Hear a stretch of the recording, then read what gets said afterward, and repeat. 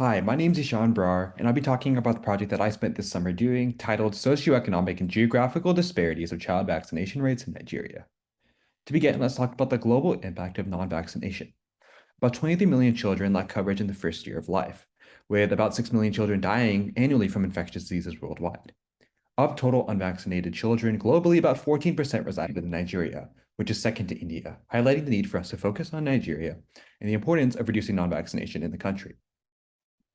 Looking towards Nigeria specifically, about 40% of under 5 mortality is associated with vaccine preventable diseases, which is about 1 million deaths annually in Nigeria. In fact, Nigerian under 5 mortality has increased due to a variety of factors, vaccination included, which actually goes against the global trend, indicating and highlighting the need for further health focus within the country. Only 34% of children within Nigeria are fully vaxxed, with children in southern Nigeria twice as likely to receive full immunization than those within northern Nigeria, as the image on top highlights, with pentavalent 3 and receive any vaccination, highlighting two of the most common types of vaccinations that we see globally. Looking towards this specific area, we see that there is a need to focus on Nigeria and a way to, and specifically to continue to resolve and understand why these trends are even occurring. Looking towards Nigeria in particular, although there is some level of state level analysis of vaccination rates, most of this time analysis tends to focus on a country level, not that specific state region. So it's important for us to look at a state level so we can understand how individual states are doing and kind of learn from them. In particular, very few is done on the socioeconomic disparities that are often found within states themselves. So looking towards that state level analysis can help us fine tune and understand what policy decisions have gone right or wrong within the country, which can further help inform policymakers and policy moving forward. So to that end, we conducted a state level and wealth level estimates for proportion of vaccinated and non-vaccinated children within Nigeria using data from the 2008, 2013, 2018 Nigerian Demographic and Health Survey, which is conducted by USAID in the country. Looking towards what definitions that we use when we're conducting this analysis, for full vaccination, we use the WHO EPI definition, which involves 1 recorded dose of BCG, 3 doses of a DPT, 3 DPT-containing vaccine, 3 doses polio, 1 dose Hep B, and 1 measles-containing vaccine.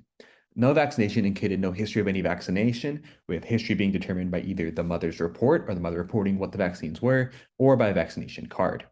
Additionally, we also conducted a wealth analysis using poor versus non-poor. Poor is those within the lowest quintiles of wealth, and wealth is determined by the NDHS surveys due to a variety of factors, so lowest level of household wealth, and whereas non-poor was those with the highest quintile of household wealth. And again, those household wealth factors are determined by a variety of factors, which the survey themselves highlight.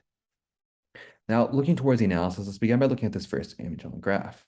As we can see within figure 1, the graphs themselves show the percentage of children on the x-axis particularly show the percentage of children amongst two different age groups. So we either have 12 to 23 or 24 to 35 months, with no history of vaccinations in 2018.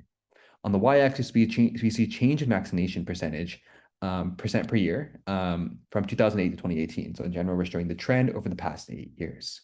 As we can see, states like Kano, Niger, Jigwa, Borno, Kasandi, and several others, Anasara, and Yobe, have really done well to reduce the amount of both total children that have not received any vaccines or the non-vaccinated children in general, especially over the past 8 years, with them themselves having the greatest change in vaccine percentage. And in general, we call them the best performing, and the best performing states are located toward this bottom left quadrant because it has a decreasing rate or a negative percentage of non-vaccinated, i.e. the people who are non-vaccinated are decreasing, and they have, in general, low percentage of children that have not received the vaccine. So they're the best performing states.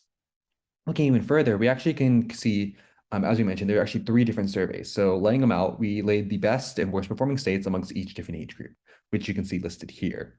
Looking towards data for states like Gombe, Zamfara, Yobe, Borno, Niger, and Adamawa, DHS 2013 data, it was inconsistent with the overall trend from 2008 to 2018, meaning that, for example, if we go towards Zamfara state, or actually rather Gombe state, right here, we can see that although the general trend is an increase, 2013, we saw that the percent unvaccinated actually drastically increased. And so although in 2013, I mean, the 2013 trend is basically inconsistent and actually reduced from 2013 to 2018 based on the figure here. So it's somewhat inconsistent, which is an interesting point, the one that I want to take a look at further moving forward. Finally, we looked here towards the difference between disparity between unvaccinated in 2018 in particular. And we found those states with that were best performing, for example, the ones I listed before, for example, Kano, Borno, Niger, etc., they actually had the lowest disparity between the poor versus non-poor vaccination rates, indicating that states with the least disparity have decreasing rates of non-vaccinated or the best decreasing rates of non-vaccinated, whereas the inverse was true. States that didn't tended to have very high rates of vaccination. So as you can see, it's a very strong trend as well. So in general, when we're looking towards our conclusions, we see that there has been a general trend towards a decrease in total non-vaccinated children over that 10-year period, but it's very variable from state to state. Gano, Yobe, Jigwa, Niger, and Nasarawa states have the best reduced non-vaccinations in both age groups, whereas Canada, Taraba, and Zamfara states have seen an increase in unvaccinated children in both age groups. Several states saw many variations, with the 2013 data in particular highlighting a need to look into it. And in general, states with the least disparity between vaccination rates between the lowest and highest quintiles of the wealth, the poor versus the non-poor, tend to have the greatest decrease in vaccination rates, with the inverse being true as well. Looking towards kind of why some of this stuff is true and policy recommendations moving forward, the biggest one was obviously reducing inequalities in vaccination access, with specific focus on support from a national government or from organizational support. Why is this the case? Well, within Kano State, for example, we saw the reason that they had such a drastic decrease over the past 10 years was they signed a memorandum of understanding and were able to get a large degree of funding from foundations, outside foundations, for example, like the Gates Foundation. And basically, this allowed them to improve their logistics for how to get vaccines. And so they would stop running out. The vaccines were able to meet demand essentially. And so this was done with outside support. And this is something, a model that perhaps could be adopted by other states, but one that I want to continue to research further moving forward. But that's just one example of perhaps how support can be done to help ensure equity, especially when delivering these vaccines. Additionally, further research, I want to focus on the 2013 data as well. I think that might be interesting to kind of see why those trends are fluctuating and what that means for the country moving forward. Finally, I want to end with acknowledgements. I want to thank Ashwini. She was a point of contact, and she was just so helpful over the past summer with her feedback, guidance, and support. She's incredibly patient. I really appreciate you, especially as we were kind of just trying to learn likes data and trying to learn all this for the first time. I'd never done it before, so I really appreciate that.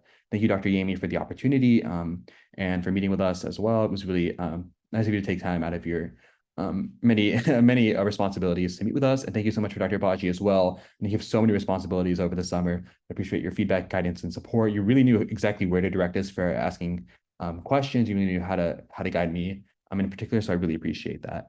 Thank you as well to Dr. Waiskins, Dr. Farihani, and Dr. Wong for the Wong Fellows Program for giving me this opportunity, as well as the Center for Policy Impact, Global Health, and Margolis Center for Health Policy, especially the internships, with Tiffany Chan for providing the opportunity moving forward to have this amazing summer. So thank you so much, and I appreciate the time.